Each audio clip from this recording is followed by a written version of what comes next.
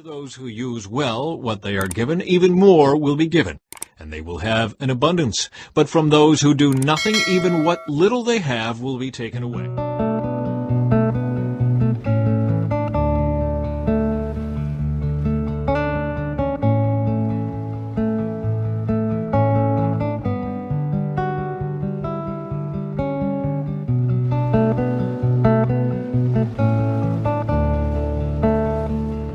You gave me victory over my accusers. You appointed me ruler over nations. People I don't even know now serve me.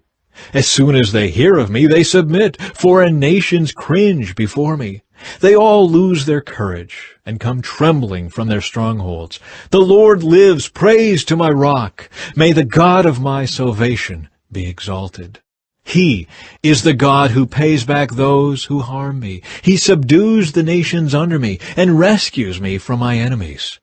You hold me safe beyond the reach of my enemies. You save me from violent opponents. For this, O Lord, I will praise you among the nations. I will sing praises to your name.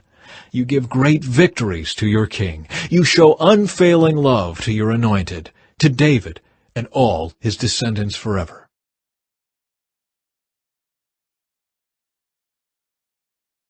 Again, the kingdom of heaven can be illustrated by the story of a man going on a long trip. He called together his servants and entrusted his money to them while he was gone. He gave 5 bags of silver to one, 2 bags of silver to another, and 1 bag of silver to the last, dividing it in proportion to their abilities. He then left on his trip.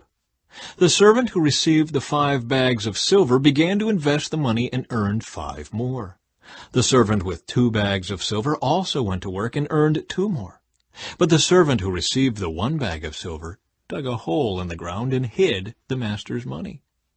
After a long time their master returned from his trip and called them to give an account of how they had used his money.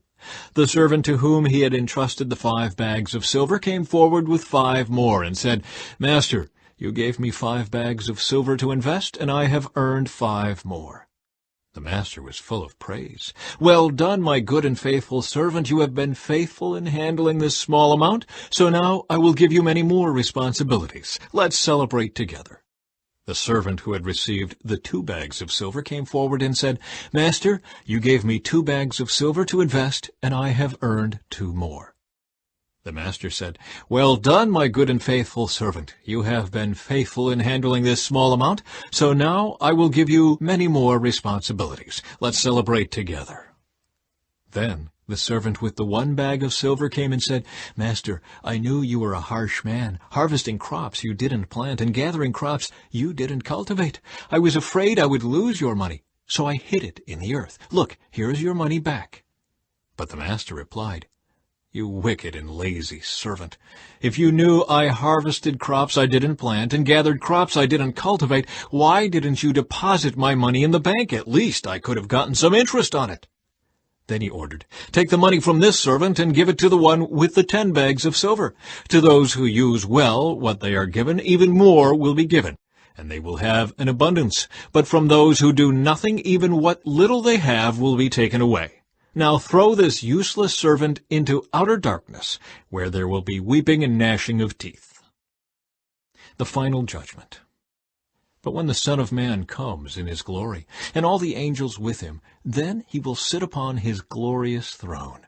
All the nations will be gathered in his presence, and he will separate the people as a shepherd separates the sheep from the goats. He will place the sheep at his right hand, and the goats at his left. Then the king will say to those on his right, "Come, you who are blessed by my Father, inherit the kingdom prepared for you from the creation of the world. For I was hungry, and you fed me. I was thirsty, and you gave me a drink. I was a stranger, and you invited me into your home. I was naked, and you gave me clothing. I was sick, and you cared for me. I was in prison, and you visited me."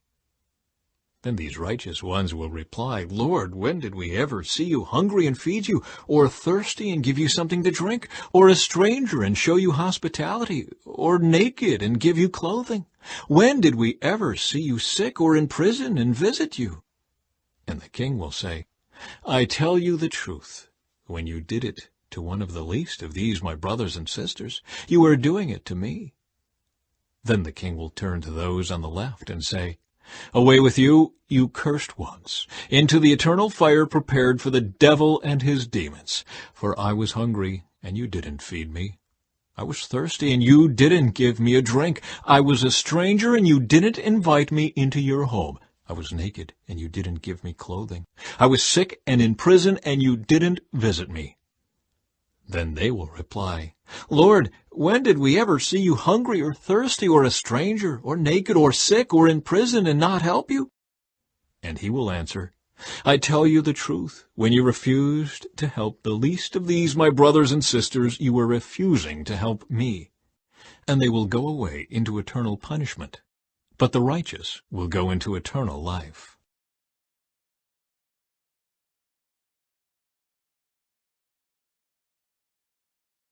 Then Job replied to the Lord, I am nothing.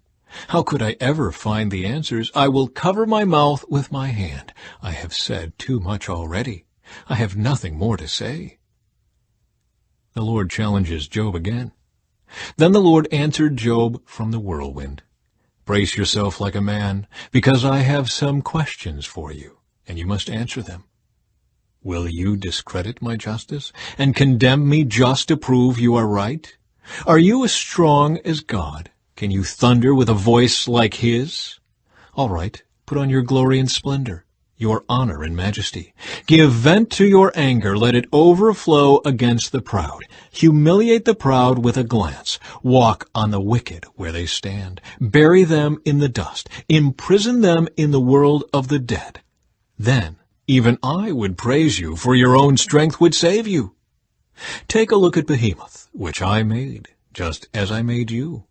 It eats grass like an ox. See its powerful loins and the muscles of its belly. Its tail is as strong as a cedar. The sinews of its thighs are knit tightly together. Its bones are tubes of bronze. Its limbs are bars of iron. It is a prime example of God's handiwork, and only its Creator can threaten it.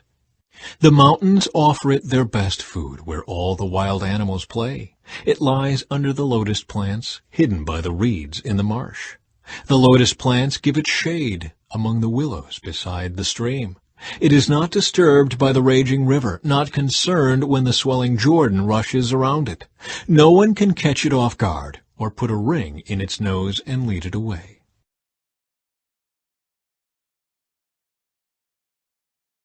Chapter 41. The Lord's challenge continues. Can you catch Leviathan with a hook, or put a noose around its jaw? Can you tie it with a rope through the nose, or pierce its jaw with a spike? Will it beg you for mercy, or implore you for pity? Will it agree to work for you, to be your slave for life? Can you make it a pet, like a bird, or give it to your little girls to play with? Will merchants try to buy it, to sell it in their shops? Will its hide be hurt by spears, or its head by a harpoon? If you lay a hand on it, you will certainly remember the battle that follows. You won't try that again. No, it is useless to try to capture it. The hunter who attempts it will be knocked down. And since no one dares to disturb it, who then can stand up to me? Who has given me anything that I need to pay back? Everything under heaven is mine. I want to emphasize Leviathan's limbs and its enormous strength and graceful form. Who can strip off its hide, and who can penetrate its double layer of armor? Who could pry open its jaws? For its teeth are terrible. Its scales are like rows of shields, tightly sealed together. They are so close together that no air can get between them. Each scale sticks tight to the next. They interlock and cannot be penetrated. When it sneezes, it flashes light. Its eyes are like the red of dawn. Lightning leaps from its mouth. Flames of fire flash out. Smoke streams from its nostrils like steam from a pot heated over burning rushes. Its breath would kindle coals, for flames shoot from its mouth. The tremendous strength in Leviathan's neck strikes terror wherever it goes. Its flesh is hard and firm and cannot be penetrated. Its heart is hard as rock, hard as a millstone. When it rises, the mighty are afraid, gripped by terror. No sword can stop it, no spear, dart, or javelin. Iron is nothing but straw to that creature, and bronze is like rotten wood. Arrows cannot make it flee. Stones shot from a sling are like bits of grass. Clubs are like a blade of grass, and it laughs at the swish of javelins. Its belly is covered with scales as sharp as glass. It plows up the ground as it drags through the mud.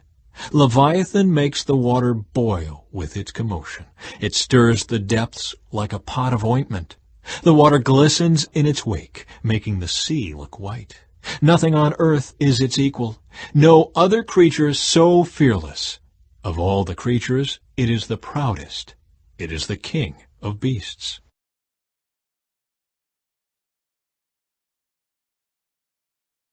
Chapter 42. Job responds to the Lord. Then Job replied to the Lord, I know that you can do anything, and no one can stop you. You asked, Who is this that questions my wisdom with such ignorance? It is I, and I was talking about things I knew nothing about, things far too wonderful for me. You said, Listen, and I will speak. I have some questions for you, and you must answer them. I had only heard about you before, but now I have seen you with my own eyes. I take back everything I said, and I sit in dust and ashes to show my repentance. Conclusion. The Lord blesses Job.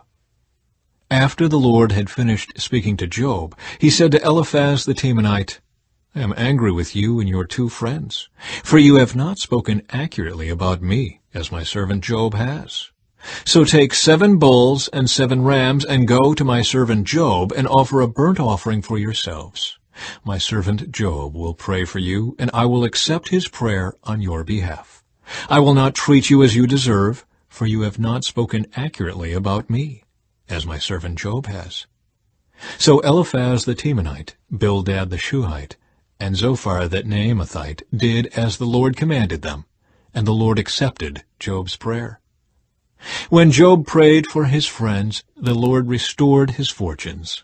In fact, the Lord gave him twice as much as before.